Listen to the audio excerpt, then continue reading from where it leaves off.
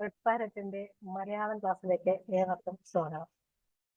ഇന്ന് നമ്മൾ കത്തുകളെ കുറിച്ചാണ് നോക്കാൻ പോകുന്നത്. അതായത് എങ്ങനെയാണ് ഒരു കത്ത് എഴുതേണ്ടത്. കത്തുകൾ പൊതുവെ രണ്ടു തരത്തിലാണുള്ളത്. രണ്ട് വിധത്തിൽ. ഒന്ന് ഔപചാരികമായ കത്ത്, മറ്റൊന്ന് അനൗപചാരികമായ കത്ത്. ഇംഗ്ലീഷിൽ അതിന് ഫോർമൽ ലെറ്റർ എന്നും ഇൻഫോർമൽ ലെറ്റർ എന്നും പറയും. മലയാളത്തിൽ ഔപചാരികമായ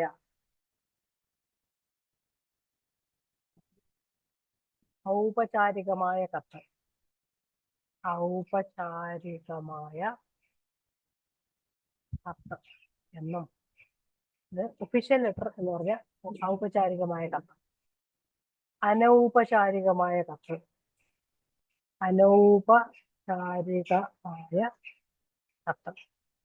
സിമ്പല് വേണ്ട. സിമ്പല് പ്രിന്റിംഗ് മിസ്റ്റേക്ക് ആയിട്ട് വരുന്നതാണ്. നൗ മാത്രം മതി. അനൗപചാരികമായ കത്ത്. ഇതിന് മറ്റൊരു പേരും കൂടിയുണ്ട്. ഔദ്യോഗികമായ കത്ത്, അനൗദ്യോഗികമായ കത്ത് എന്നൊരു മറ്റൊരു തരത്തിലും പറയുന്നുണ്ട്. ഏതെങ്കിലും ഒന്ന് മതിയാകും. ഇവിടെ നമുക്ക് ആദ്യം അനൗപചാരികമായ ഫ്രണ്ട്ലി ലെറ്ററിനെ കുറിച്ച് നമുക്ക് നോക്കാം. അതിനുശേഷം നമുക്ക് ഔപചാരികമായ കത്തുകളെ കുറിച്ച് നോക്കാം. സാധാരണ ഒന്നാം ക്ലാസ് മുതൽ 5ാം ക്ലാസ് വരെ വേണ്ടി വരില്ല.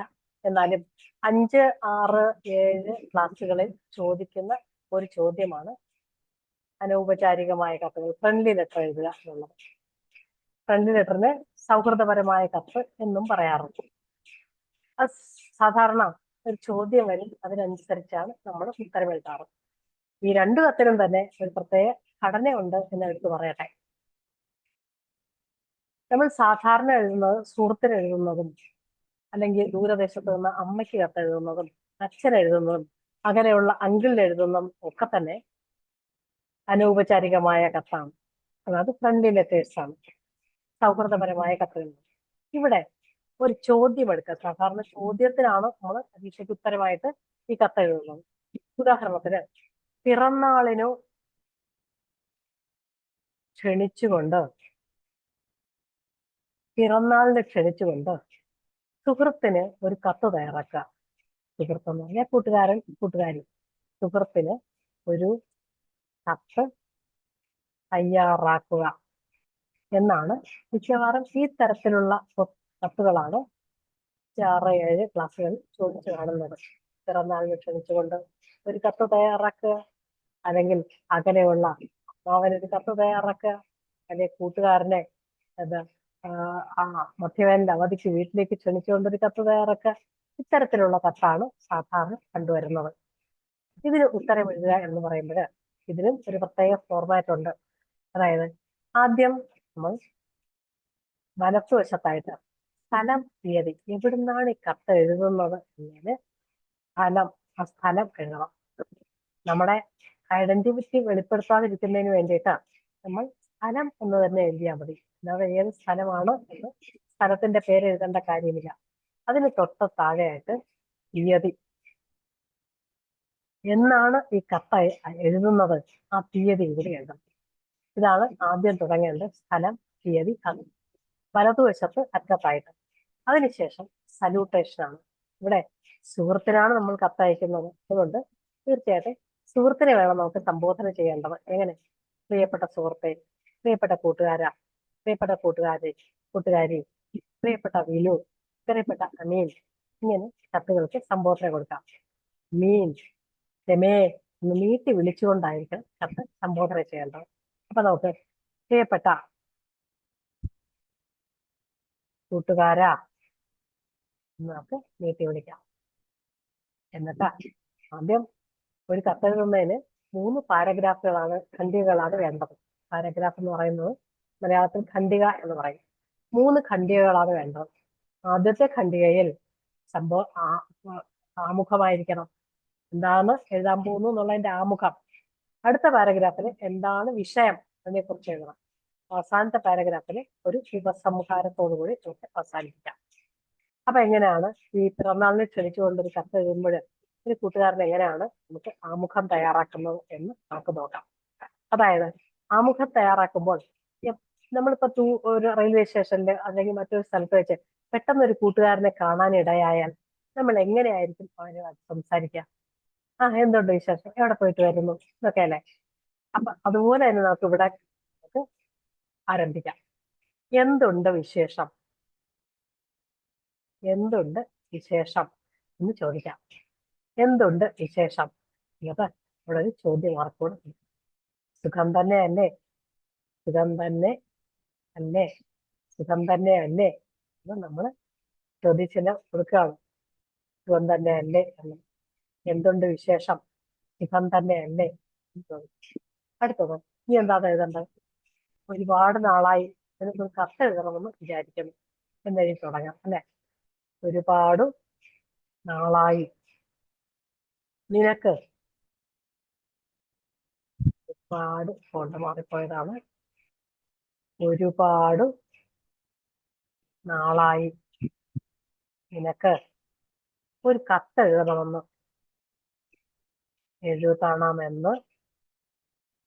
കരുതുന്നു.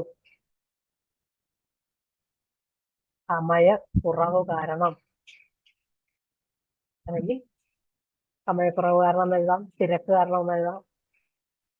തിരക്കുകൾ കാരണം എന്നാണ് കൂടുതൽ യോജ്യമായത്. നമുക്ക് അങ്ങനെ എഴുതാം. തിരക്കുകൾ കാരണം അത് മാറ്റി വെക്കേണ്ടി വന്നു. ഈ എഴുതുന്ന കാര്യം മാറ്റി വെക്കേണ്ടി വന്നു. ഓരോരോ തിരക്കുകളിൽ പെട്ടുപോകുന്നു. അതുകൊണ്ട് അത് മാറ്റി വെക്കേണ്ടി വന്നു. അതെ. ഇപ്പോൾ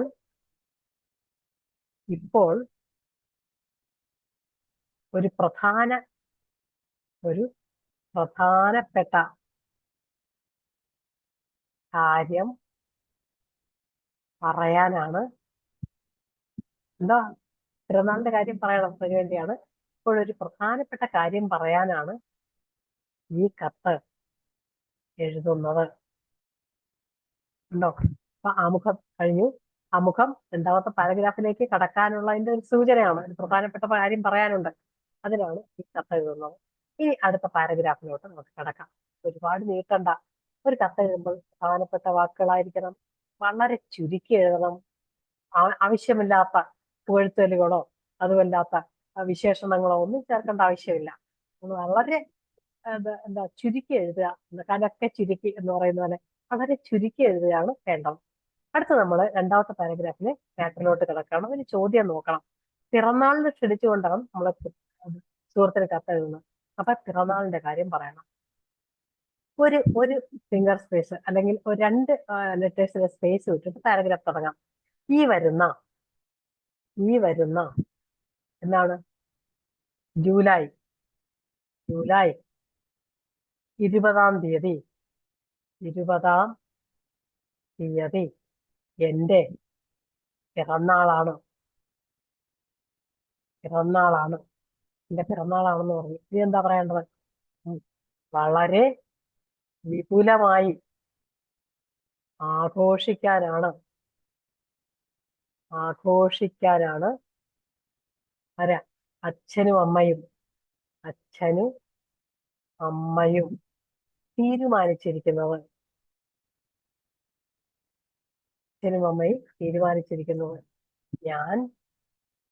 ഞാൻ എൻ്റെ എല്ലാ കൂട്ടുകാരെയും ക്ഷണിക്കുന്നുണ്ട്.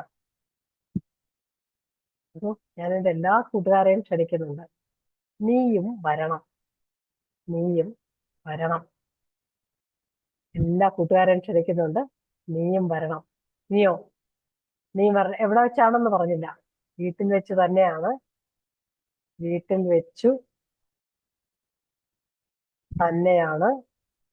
ആഘോഷങ്ങൾ.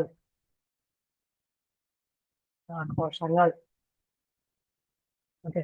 വേറെ ഹാളിലൊന്നുമല്ല, വീട്ടിൽ വെച്ച് തന്നെയാണ് ആഘോഷം. അതുകൊണ്ട് നീ തീർച്ചയായിട്ടും വരണം എന്ന് പറഞ്ഞു. ഇനി അടുത്ത ആ പാരഗ്രാഫ് തീർന്നു. എന്നാണ് പിറന്നാളെന്ന് പറഞ്ഞു, എവിടെ വെച്ചാണെന്ന് പറഞ്ഞു, വിളിച്ചു, ക്ഷണിച്ചു, അത് കഴിഞ്ഞു. ഇനി അടുത്ത പാരഗ്രാഫിൽ കൺക്ലൂഷൻ ആണ്. അവിടെ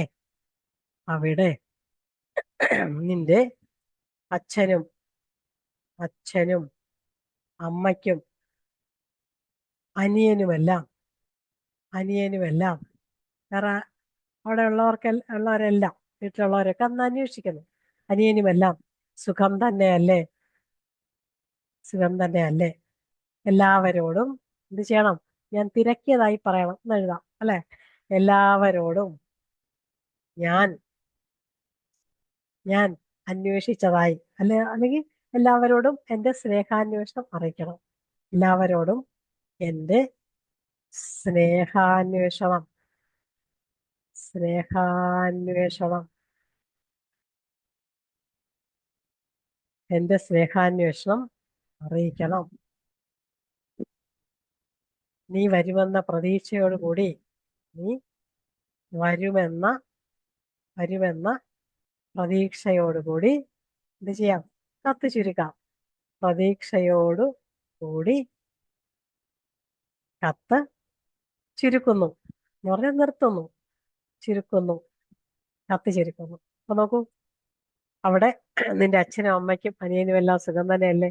എല്ലാവരോടും എന്റെ സ്നേഹാന്വേഷണം അറിയിക്കണം. നീ വരുമെന്ന പ്രതീക്ഷയോടെ കത്തും ചുരുക്കുന്നു. അടുത്ത നടുക്കായിട്ട് എന്ന് എന്ന് അതിന്റെ താഴെ വലത്തെ അറ്റത്തായിട്ട് എന്ന് സ്നേഹപൂർവം. അത് ഉപസംഹാരം അവസാനിപ്പിക്കുന്ന വാക്കാണ്. നിശ്ചയമായിട്ടും അത് എഴുതിയിരിക്കണം. സ്നേഹപൂർവം അതിന്റെ ഘടനയാണ് കത്തിന്റെ. സ്നേഹപൂർവം ഒരു കോമ ഇട്ടിട്ട് അതിന്റെ താഴെ എന്ത് ചെയ്യണം?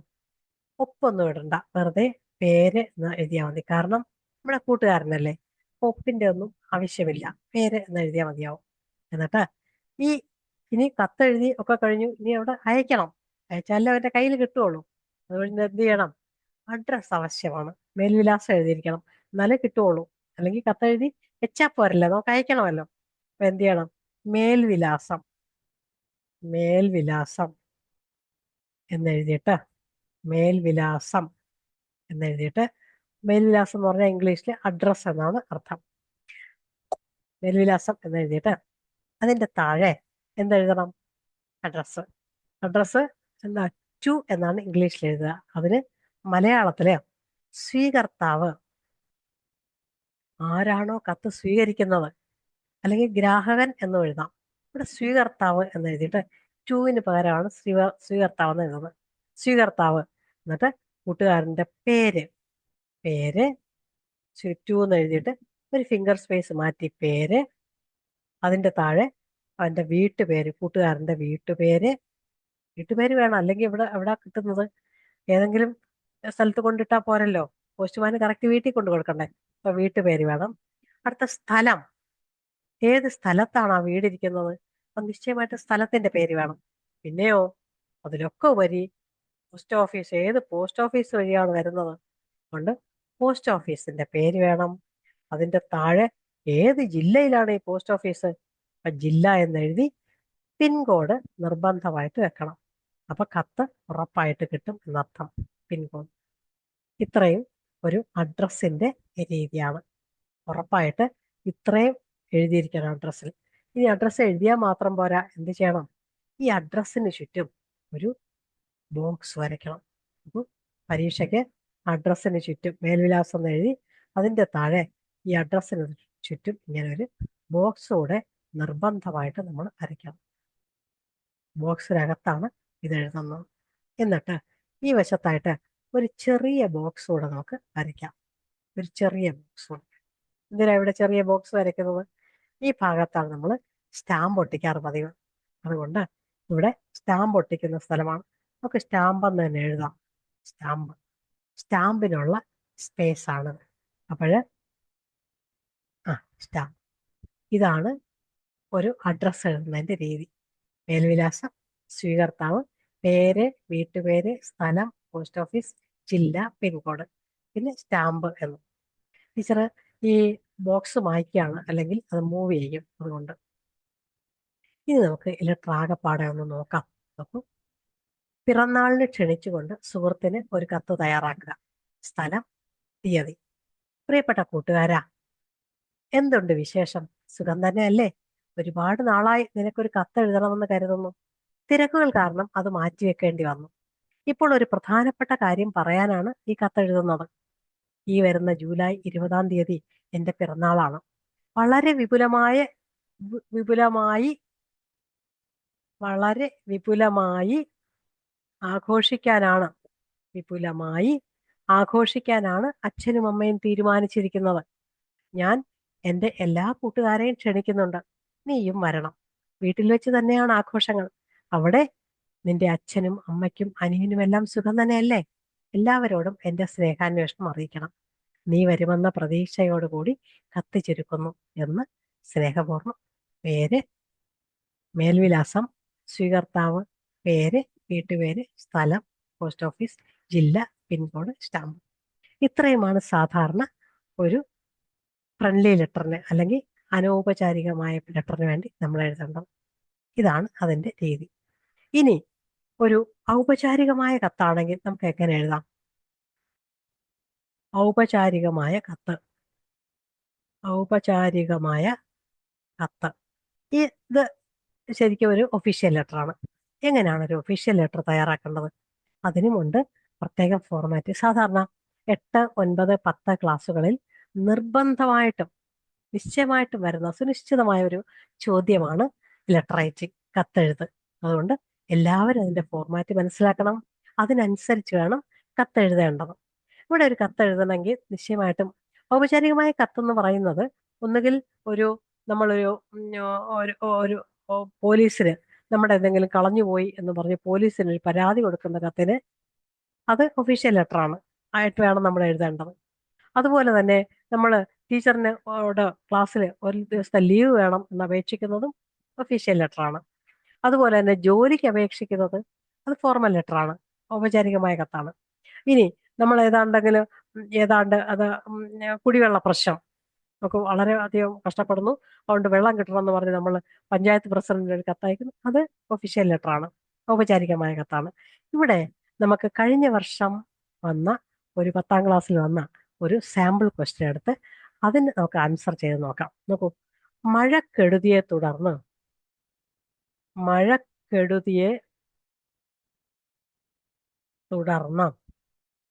നിങ്ങളുടെ പ്രദേശത്തുണ്ടായ കനത്ത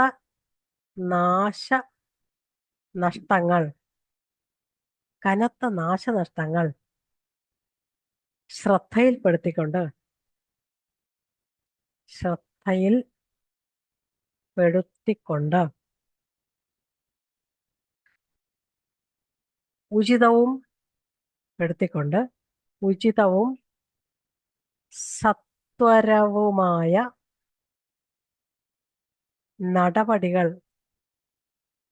സത്വരവുമായ നടപടികൾ സ്വീകരിക്കണമെന്ന് ആവശ്യപ്പെട്ടുകൊണ്ട് ജില്ലാ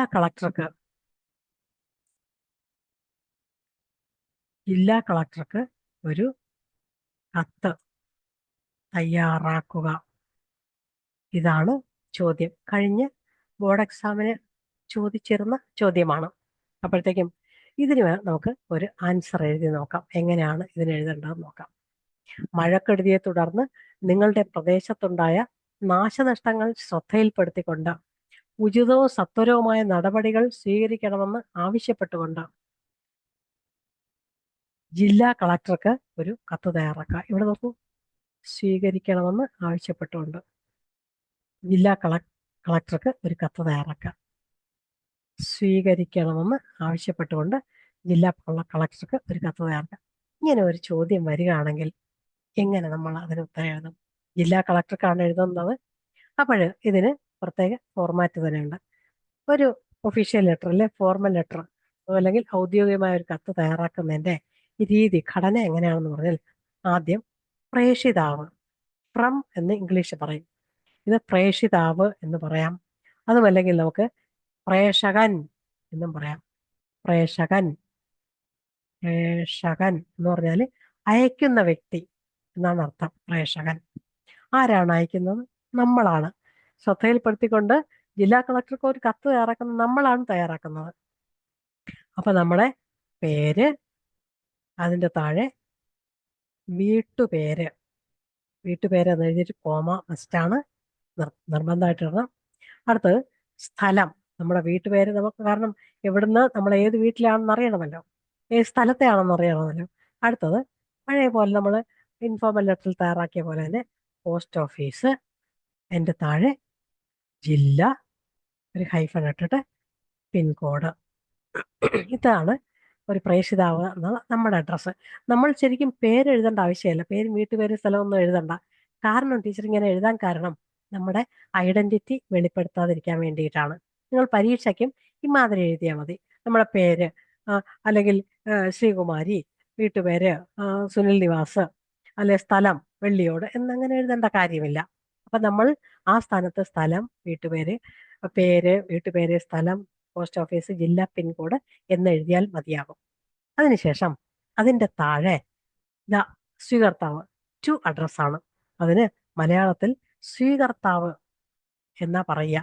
അതുമല്ലേ സ്വീകർത്താവിന് പകരം ഗ്രാഹകൻ എന്നെഴുതുന്നതുകൊണ്ടും തെറ്റില്ല. ഗ്രാഹകൻ, വായിച്ച് ഗ്രഹിക്കേണ്ട ആള്, അതാണ് ഗ്രാഹകൻ. ഓക്കെ, ഗ്രാഹകൻ എന്ന് പറയുമ്പോഴത്തേ നമ്മൾ ആലോചിക്കണം, ആർക്കാ നമ്മൾ എഴുതുന്നത്, ആർക്കാണോ എഴുതുന്നത്, ആ കയ്യിൽ കിട്ടേണ്ട, കത്ത് കിട്ടേണ്ട വ്യക്തിയാണ് ഗ്രാഹകൻ എന്ന് പറയുന്നത്. ഇവിടെ ജില്ലാ കളക്ടർക്കാണ് നമ്മൾ കത്തെഴുതുന്നത്. അപ്പൊ എങ്ങനെ എഴുതേണ്ടത്? ബഹുമാനപ്പെട്ട ബഹു എന്നെഴുതിയിട്ട് ഒരു ഒരു കോളൻ കൊടുത്തതിന് ശേഷം കളക്ടർക്ക് എഴുതുകയല്ലേ, അത് നമുക്ക് സത്വര നടപടികൾ കിട്ടണമെന്ന് ആവശ്യപ്പെട്ടുകൊണ്ടാണ് എഴുതുന്നത്. അപ്പൊ ബഹുമാനപൂർവ്വം വേണം എഴുതാൻ. ബഹുമാനപ്പെട്ട ജില്ലാ കളക്ടർ, ബഹുമാനപ്പെട്ട ജില്ലാ കളക്ടർ എന്നെഴുതി അടുത്ത എന്താണ് എഴുതണ്ടേ? ബഹുമാനപ്പെട്ട എന്നുള്ളതിന് 2 കുത്ത് വേണ്ട, 1 കുത്ത് മതി. ബഹുമാനപ്പെട്ട ജില്ലാ കളക്ടർ, കളക്ടർ ഇരിക്കുന്ന സ്ഥലം കളക്ടറേറ്റ് ആണ്. കളക്ടറേറ്റ്, അടുത്തൊരു കോമ ഇട്ടിട്ട് അതിൻ്റെ താരെ എവിടെയാണ് സ്ഥലം, അടുത്തത് പോസ്റ്റ് ഓഫീസ്, കോമ, അടുത്തത് ജില്ല ഹൈഫൺ പിൻകോഡ്. ഒരു കാര്യം പറയാം, ഒരു ജില്ലയിൽ ഒരു ജില്ലാ കളക്ടറെ ഉണ്ടാവുള്ളൂ. അപ്പൊ ബഹുമാനപ്പെട്ട ജില്ലാ കളക്ടർ ജില്ലാ പിൻകോഡ് വെച്ചാൽ അവിടെ കിട്ടും, ഉറപ്പാണ്. ഇപ്പം മുഖ്യമന്ത്രിക്ക് എഴുതുകയാണെങ്കിൽ ഒരൊറ്റ ആളേ ഉള്ളൂ, മുഖ്യമന്ത്രി. അപ്പൊ മുഖ്യമന്ത്രി കേരള എന്ന് മാത്രം എഴുതിയാലും കിട്ടും. എന്നാലും ഈ അഡ്രസ്സ് മുഴുവനായിട്ട് വെക്കുന്നതാണ് അതിന്റെ രീതി. ഓക്കെ, അപ്പൊ ഇത്രയും വെച്ചതിന് ശേഷം സ്വീകർത്താവ് വെച്ച് കഴിഞ്ഞു, കിട്ടേണ്ട ആളുടെ ഇത് വെച്ച് കഴിഞ്ഞു. അടുത്തത് നമുക്ക് എഴുതേണ്ടത് സംബോധനയാണ്. സല്യൂട്ടേഷൻ എന്ന് ഇംഗ്ലീഷിൽ പറയും. അതിന് നമുക്ക് എങ്ങനെ എഴുതേണ്ടത്? കളക്ടർക്ക് എഴുതാണ് ബഹുമാന്യനായ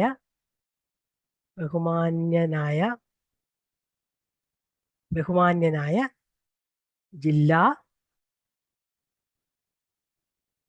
കളക്ടർക്ക് ബഹുമാന്യനായ ജില്ലാ കളക്ടർക്കാണ് നമ്മൾ എഴുതുന്നത്. അപ്പോൾ ബഹുമാന്യനായ ജില്ലാ കളക്ടർക്ക് സർ എന്നെഴുതിയാലും മതി.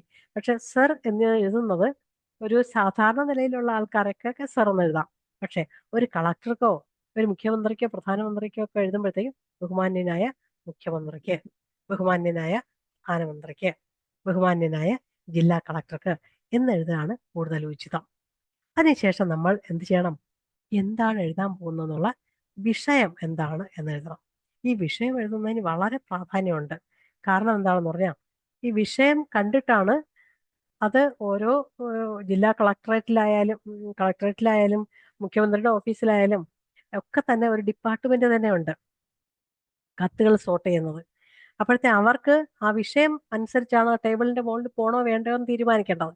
അതുകൊണ്ട് വിഷയം എഴുതുമ്പോൾ എപ്പോഴും നമ്മൾ വളരെ ബ്രീഫായിട്ട്, വളരെ ചുരുക്കി വേണ്ടപ്പെട്ട കാര്യം മാത്രം എഴുതാൻ ശ്രദ്ധിക്കുക. അതാണ് വിഷയം. ഇവിടെ നമ്മൾ വിഷയം എഴുതുന്നത്, ചോദ്യം നോക്കണം. എന്താണ് ചോദ്യം? മഴക്കെടുതിയെ തുടർന്ന് നിങ്ങളുടെ പ്രദേശത്തുണ്ടായ കനത്ത നാശനഷ്ടങ്ങൾ ശ്രദ്ധയിൽപ്പെടുത്തിക്കൊണ്ട് ഉചിതവും സത്വരമായ നടപടികൾ സ്വീകരിക്കണമെന്ന് ആവശ്യപ്പെട്ടുകൊണ്ട് ജില്ലാ കളക്ടർക്ക് കത്തെഴുതുക. അപ്പം കെടുതിക്ക് സഹായം അനുവദിക്കുന്നതിനുള്ള അപേക്ഷ എന്ന് നമുക്ക് എഴുതാം. മഴക്കെടുതിക്ക് സഹായം അനുവദിക്കുന്നതിനുള്ള അനുവദിക്കുന്നതിനുള്ള അപേക്ഷ എന്ന് തന്നെ നമുക്ക് കൊടുക്കാം. ഒരപേക്ഷ, റിക്വസ്റ്റ് ആണത് എന്ന് തന്നെ കൊടുക്കാം. അടുത്തത് ഇനി പാരഗ്രാഫായിട്ട് എഴുതണം. ആദ്യത്തെ ആമുഖം വേണം, അതിനുശേഷം അത് വിഷയം വേണം, നടുവിലത്തെ പാരഗ്രാഫ്. 3 പാരഗ്രാഫ് മസ്റ്റായിട്ടുണ്ടായിരിക്കണം. സാധാരണ ഇൻഫോർമൽ ലെറ്റർ എഴുതിയ പോലെ തന്നെ ആദ്യം വിഷയം ഉണ്ടായിരിക്കണം, അതിനുശേഷം കണ്ടന്റ് ഉണ്ടായിരിക്കണം, അതിനുശേഷം കൺക്ലൂഷൻ ഉണ്ടായിരിക്കണം. ഇങ്ങനെ വേണം കത്ത് തയ്യാറാക്കാനായിട്ട്. ഇവിടെ നമ്മൾ ആദ്യത്തെ പാരഗ്രാഫിലോട്ട് പോവാണ്. അപ്പൊ ഞാൻ ആര് എന്ന് ആദ്യം ഒന്ന് ഇൻട്രൊഡ്യൂസ് ചെയ്തുകൊണ്ട് നമുക്ക് ഈ ലെറ്റർ സ്റ്റാർട്ട് ചെയ്യാം. ഞാൻ കൈനകരി എന്ന പ്രദേശത്ത്, ഇനി കൈനകരി എന്ന പ്രദേശത്ത് എന്ന് പറയുമ്പോഴത്തേക്കും എവിടെ വരും? ഞാൻ ആലപ്പുഴ ജില്ലയിലെ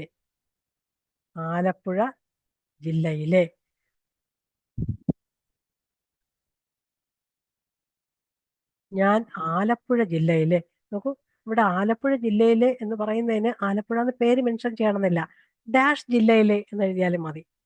കൈനകരി എന്ന പ്രദേശത്ത്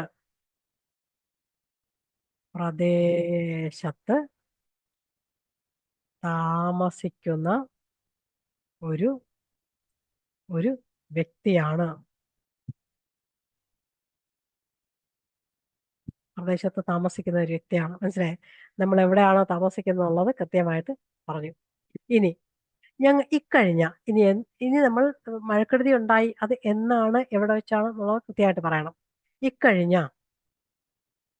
ഇക്കഴിഞ്ഞ ജൂൺ മാസം, കാലവർഷം നടക്കുന്ന ജൂൺ മാസമാണല്ലോ. ജൂൺ 15-ാം തീയതി ഞങ്ങളുടെ പ്രദേശത്ത് കനത്ത പേമാരിയും അതിഭയങ്കര മഴയാണ്, പേമാരിയും വെള്ളപ്പൊക്കവും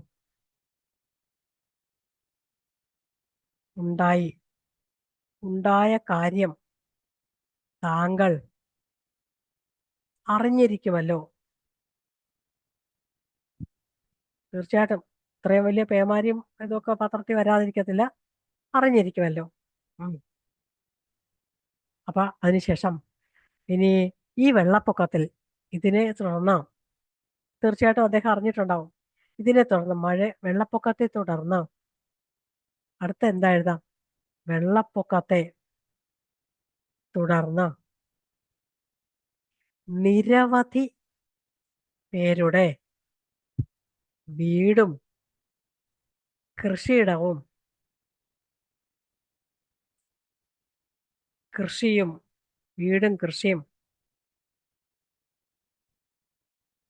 ഒലിച്ചുപോയി, വെള്ളത്തിൽ നശിച്ചു എന്ന് എഴുതാം. ആ വെള്ളപ്പൊക്കത്തെ തുടർന്ന് നിരവധി പേരുടെ വീടും കൃഷിയിടവും മഴവെള്ളത്തിൽ ഒലിച്ചുപോയി.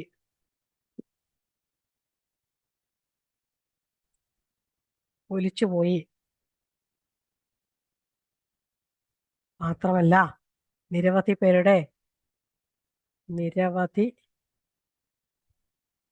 പേരുടെ വീടുകൾക്ക് സാരമായ തകരാറുകളും ഉണ്ടായി. അടുത്തത്, കർഷകരാകെ കൃഷി നഷ്ടപ്പെട്ട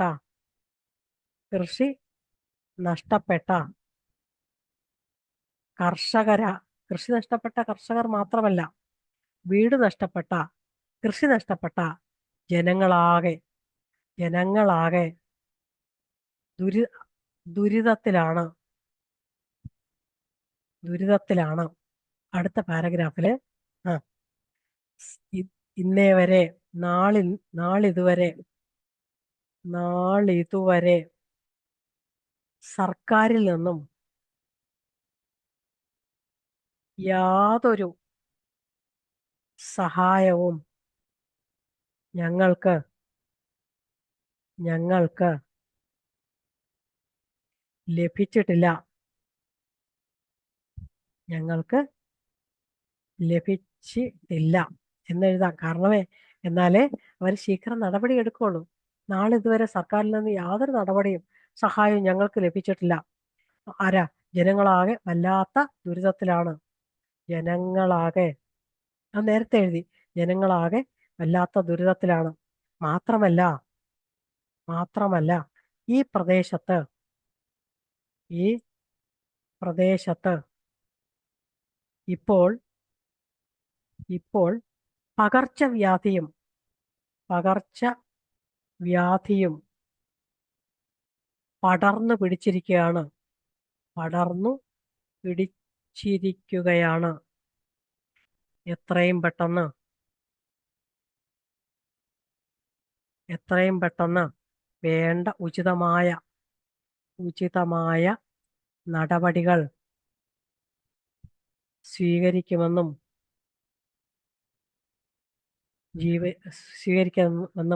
പിന്നെ ജനങ്ങളെ ദുരിതത്തിൽ നിന്നും കരകയറ്റും എന്നും പ്രതീക്ഷിക്കുന്നു. അപ്പൊ ആദ്യത്തെ പാരഗ്രാഫായി. രണ്ടാമത്തെ പാരഗ്രാഫിൽ നമ്മൾ പറയേണ്ട മാറ്റർ കൃത്യമായി പറഞ്ഞു കഴിഞ്ഞു. നമ്മൾ സഹായം അഭ്യർത്ഥിക്കുകയാണ്. അടുത്തത് ലാസ്റ്റ് പാരഗ്രാഫിൽ ഉടൻ തന്നെ സഹായധനം അനുവദിക്കുമെന്ന് പ്രതീക്ഷിച്ചുകൊണ്ട് എത്രയും പെട്ടെന്ന് ദുരിതാശ്വാസ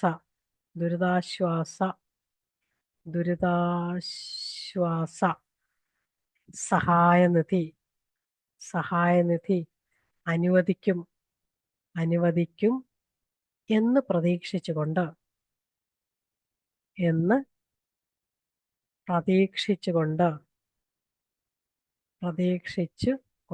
നോക്കൂ, ഇവിടെ നമ്മൾ നിർത്തുകയാണ്. സഹായനിധി നമുക്ക് എത്രയും പെട്ടെന്ന് കിട്ടണം. അതുകൊണ്ട് അങ്ങനെ എഴുതാം അല്ലെ? എത്രയും പെട്ടെന്ന് ദുരിതാശ്വാസ സഹായനിധി അനുവദിക്കും എന്ന് പ്രതീക്ഷിച്ചുകൊണ്ട് നിർത്തുന്നു. മതി, ഇത്രയും മതി ലാസ്റ്റ് പാരഗ്രാഫ്. അടുത്ത നടുക്കായിട്ട് എന്ന് അടുത്ത എന്ത് ചെയ്യണം? ഉപസംഹാര വാക്കുകൾ എങ്ങനെ എഴുതണം? എന്ന് വിശ്വസ്തയോടെ. നമുക്ക് വിശ്വസ്തതയാണ് വേണ്ടത്. വിശ്വസ്തതയോടെ എഴുതിയിട്ട് കോമ ഇട്ടിട്ട് അതിന്റെ താഴെ നമ്മൾ എഴുതുന്ന ആള് ഒപ്പ് വെക്കണം. ആദ്യം ഒപ്പിട്ടതിന് ശേഷം, ഒപ്പിടുന്നതിന് പകരം നമ്മൾ എന്ത് ചെയ്യണം? ഒപ്പ് എന്ന് എഴുതിയാൽ മതി. അതിന് താഴെ എന്ത് ചെയ്യാം? നമുക്ക് പേര് എന്ന് എഴുതാം. നമുക്ക് പേര് എഴുതണ്ട, പേര് എന്ന് എഴുതിയാൽ മതിയാവും. ഒപ്പിന്റെ താഴെ വേണം പേരെഴുതാൻ. പേരെഴുതുന്നതിന്റെ മുകളിൽ വേണം ഒപ്പിടാൻ. അത് മറന്നു പോകണ്ട. ഇത്രയുമാണ് ഒരു ഫോർമാറ്റ്. പക്ഷെ ഇന്നൊരു ഭാഗം കൂടിയുണ്ട്. ഈ ലെഫ്റ്റ് വശത്ത് ഇടത്തെ അറ്റത്തായിട്ട് സ്ഥലം എന്നെഴുതി ഒരു കോളം ഇങ്ങനെ ഇട്ടിട്ട് അതിന്റെ താഴെ തീയതി സ്ഥലം എന്നെഴുതി കോളനില്ല, കോമ ഇട്ടാൽ മതി. അതിന്റെ താഴെ തീയതി എന്നെഴുതി ഒരു ഫുൾ സ്റ്റോപ്പ് ഇടുക. ഇത്രയുമാണ് ഒരു കത്തെഴുതുന്നതിന്റെ, മലയാളത്തിൽ ഒരു കത്തെഴുതുന്നതിന്റെ ഫോർമാറ്റ്. നോക്കിക്കോളൂ അതെങ്ങനെയാണെന്ന് ഞാൻ ഒന്നുകൂടി വായിക്കാം. ഇതിന്റെ ടോപ്പിക് ഇതാണ്: മഴക്കെടുതിയെ തുടർന്ന് നിങ്ങളുടെ പ്രദേശത്തുണ്ടായ കനത്ത നാശനഷ്ടങ്ങൾ ശ്രദ്ധയിൽപ്പെടുത്തിക്കൊണ്ട് ഉചിതവും സത്വരവുമായ നടപടികൾ സ്വീകരിക്കണമെന്ന് ആവശ്യപ്പെട്ടുകൊണ്ട് ജില്ലാ കളക്ടർക്ക് ഒരു കത്ത് തയ്യാറാക്കുക. പ്രേഷിതാവ് അല്ലെങ്കിൽ പ്രേഷകൻ, പേര്, വീട്ടുപേര്, സ്ഥലം, പോസ്റ്റ് ഓഫീസ്, ജില്ല, പിൻകോഡ്. ഇത് വളരെ പ്രേഷിതാവ് എന്ന് തന്നെ എഴുതാവുള്ളൂ. ഇക്ഷ എഴുതാൻ പാടില്ല. പ്രേക്ഷകൻ അത് വേറെ മീനിങ് ആയി പോകും. ഇവിടെ അതുപോലെ സ്വീകർത്താവ്, സ്വീകരിക്കുന്ന ആള് അല്ലെങ്കിൽ ഗ്രാഹകൻ. ബഹുമാനപ്പെട്ട ജില്ലാ കളക്ടറാണ്. ചോദ്യക്കടലാസിൽ നോക്കിയിട്ട് വേണം അത് എഴുതാൻ. ബഹുമാനപ്പെട്ട ജില്ലാ കളക്ടർ, കളക്ടറേറ്റ്, സ്ഥലം, പോസ്റ്റ് ഓഫീസ്, ജില്ല, പിൻകോഡ്. അതിനുശേഷം സല്യൂട്ടേഷനാണ്, സംബോധനയാണ്. ബഹുമാനപ്പെട്ട ജില്ലാ കളക്ടർക്ക് എന്ന് സംബോധന ചെയ്യുന്നു. അടുത്തത് വിഷയം. വിഷയം നമ്മൾ വളരെ ചുരുക്കി വേണം എഴുതാൻ. 4 വാക്കിലധികം ആകാൻ പാടില്ല. മഴക്കെടുതിക്ക് സഹായം അനുവദിക്കുന്നതിനുള്ള അപേക്ഷ. നോക്കൂ, ആദ്യത്തെ പാരഗ്രാഫിൽ നമ്മളെ ഇൻട്രൊഡ്യൂസ് ചെയ്യാണ്. ഞാൻ ആലപ്പുഴ ജില്ലയിലെ കൈനകരി എന്ന പ്രദേശത്ത് താമസിക്കുന്ന ഒരു വ്യക്തിയാണ്. ഈ കഴിഞ്ഞ ജൂൺ 15-ാം തീയതി ഞങ്ങളുടെ പ്രദേശത്ത് കനത്ത പേമാരിയും ഒരു വായനയിൽ അക്ഷരത്തെറ്റുകളൊക്കെ ശ്രദ്ധിക്കണം. പേമാരിയും വെള്ളപ്പൊക്കവും ഉണ്ടായ കാര്യം താങ്കൾ അറിഞ്ഞിരിക്കുമല്ലോ. വെള്ളപ്പൊക്കത്തെ തുടർന്ന് നിരവധി പേരുടെ വീടും കൃഷിയും മഴവെള്ളത്തിൽ ഒലിച്ചുപോയി. നിരവധി പേരുടെ വീടുകൾക്ക് സാരമായ തകരാറുകളും ഉണ്ടായി. സാരമായ തകരാറും എന്ന് മതിയാവും, തകരാറുകളും വേണ്ട, തകരാറും ഉണ്ടായി. ജനങ്ങളാകെ ദുരിതത്തിലാണ്. നാളിതുവരെ അടുത്ത പാരഗ്രാഫ് സ്റ്റാർട്ട് ചെയ്യുമ്പോൾ 2 ലെറ്റർ മാറ്റി വേണം അത് എഴുതേണ്ടത്. അതായത് പാരഗ്രാഫിന് അങ്ങനെയാണല്ലോ. നാളിതുവരെ സർക്കാരിൽ നിന്നും യാതൊരു സഹായവും ഞങ്ങൾക്ക് ലഭിച്ചിട്ടില്ല. മാത്രമല്ല, ഈ പ്രദേശത്ത് ഇപ്പോൾ പകർച്ചവ്യാധിയും പടർന്നു പിടിച്ചിരിക്കുകയാണ്. എത്രയും പെട്ടെന്ന് ഉചിതമായ നടപടികൾ സ്വീകരിക്കുമെന്നും ജനങ്ങളെ ദുരിതത്തിൽ നിന്നും കരകയറ്റുമെന്നും പ്രതീക്ഷിക്കുന്നു. എത്രയും പെട്ടെന്ന് ദുരിതാശ്വാസ സഹായനിധി അനുവദിക്കും എന്ന് പ്രതീക്ഷിച്ചുകൊണ്ട് നിർത്തുന്നു എന്ന് വിശ്വസ്തയോടെ ഒപ്പ്, പേര്, അതിനുശേഷം സ്ഥലം, തീയതി. ഇങ്ങനെയാണ് ഒരു കത്ത് തയ്യാറാക്കേണ്ടത്. ഇതാണ് അതിന്റെ ഫോർമാറ്റ്. ഇനി നോക്കിക്കോളൂ. ഒരു പക്ഷേ ഇവിടെ ഈ ചോദ്യത്തില് മഴക്കെടുതിയെ തുടർന്ന് നിങ്ങളുടെ പ്രദേശത്തുണ്ടായ കനത്ത നാശനഷ്ടങ്ങൾ ശ്രദ്ധയിൽപ്പെടുത്തിക്കൊണ്ട് ഉചിതവും സത്വരമായ നടപടികൾ സ്വീകരിക്കണമെന്ന് ആവശ്യപ്പെട്ടുകൊണ്ട് ഒരു പഞ്ചായത്ത് പ്രസിഡന്റ് എന്ന നിലയിൽ ജില്ലാ കളക്ടർക്ക് ഒരു കത്ത് തയ്യാറാക്കുക എന്നാണ് ചോദ്യം വന്നാലോ, എങ്ങനെ എഴുതും? അപ്പൊ ഇവിടെ പ്രേഷിതാവ് എന്ന സ്ഥാനത്തിൽ പേരെന്നുള്ളിടത്ത് പഞ്ചായത്ത് പ്രസിഡന്റ്, വീട്ടുപേരല്ല, പിന്നെന്താ, പഞ്ചായത്ത് ഓഫീസ്, പിന്നെ സ്ഥലം, പോസ്റ്റ് ഓഫീസ്, ജില്ല, അതെല്ലാം ഇതുപടി തന്നെ എഴുതിയാൽ മതിയാവും. അത്തരത്തിൽ ഒരു കത്തെഴുതി നിങ്ങൾ നോക്കൂ. നിങ്ങൾക്കതിന് പറ്റുമോ എന്നറിയാമല്ലോ. ഒന്ന് ശ്രമിച്ചു നോക്കൂ. വീണ്ടും മറ്റൊരു വിഷയമായി കാണാം എന്ന് കരുതിക്കൊണ്ട് നിർത്തുന്നു. നന്ദി, നമസ്കാരം.